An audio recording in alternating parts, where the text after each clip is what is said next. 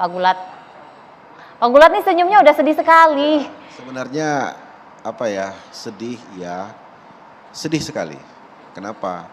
Ketika kami buka posko pengaduan dengan polosnya petani menunjukkannya Rp800, Pak, sebelumnya kami dapat 3.000. Saya nggak bisa mengatakan apa. Sebagai ketua umum, tentu saya akan mengatakan ini kepada dunia, kepada Indonesia. Ayo, ini saatnya kita tunjukkan nasionalis. Jangan gara-gara minyak goreng 16 juta orang rusak.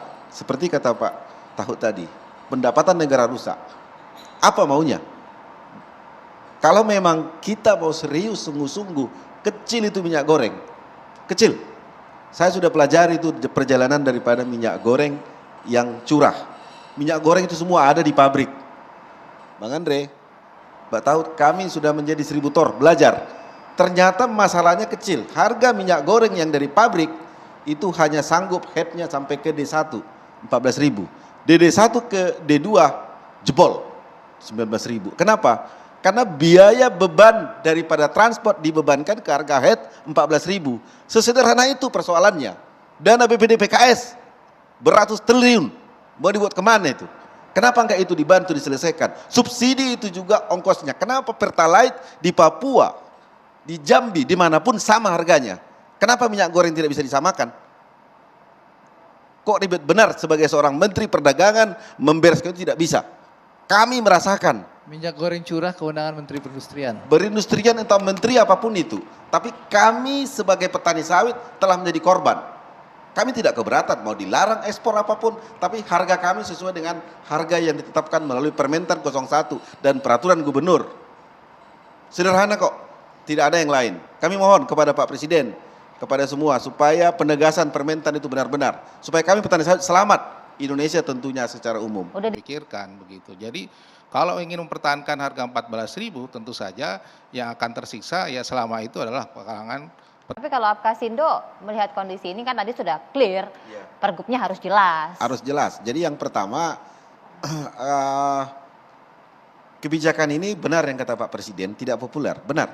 Semua akan melawan. Tetapi ketika kita sepakat untuk sepakat, tentu kami juga meminta ketegasan Permentan 01 supaya ditegaskan, jangan sampai hanya kertas macan. Yang kedua,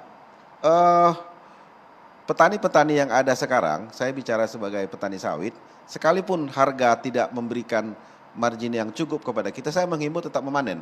Karena sawit itu berbeda. Kalau dia tidak dipanen, buahnya itu menjadi racun bagi tubuhnya.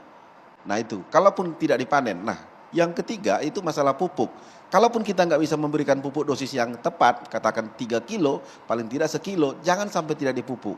Efeknya itu 2 tahun ke depan. Nah, kalau ini tidak diatasi dari segi kebun sawit petani, maka tahun depan akan terjadi drop daripada produksi TBS petani, karena memang tentu ini harapan kami petani sawit, apapun kebijakan Presiden, kami percaya bahwa tujuannya adalah untuk kebaikan. Tetapi kami juga perlu diselamatkan Pak Presiden, Pak Menteri, ya, bahwa kami juga bagian daripada penyumbang negara ini yang harus juga diperhatikan kebutuhan-kebutuhan kami. Kalau pupuk naik, kami tidak ribut Pak Andre, Bang. Sampai 1.050.000 sekarang per sak. Kemarin cuma 240.000. Kami nggak ribut. Dilarang. Banyak banget. Iya. 300%. Iya. Herbisida dulu cuma 45.000 per liter. Sekarang sudah berapa? 300.000. Kami nggak ribut karena kami masih bisa margin dari hasil penjualan TBS ketika di atas 3.000.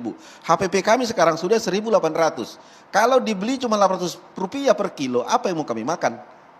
Dengan teguran keras dari Pak Presiden ini menjadi pelajaran penting bagi semua stakeholder sawit, baik dari korporasi maupun dari petani dan semuanya, bahwa kita nggak boleh main-main untuk kepentingan negara. Petani sawit harus semangat. Jangan pernah kita melihat ini sebagai hukuman yang mematikan, tapi anggap ini sebagai cara kita juga introspeksi diri untuk ke depan.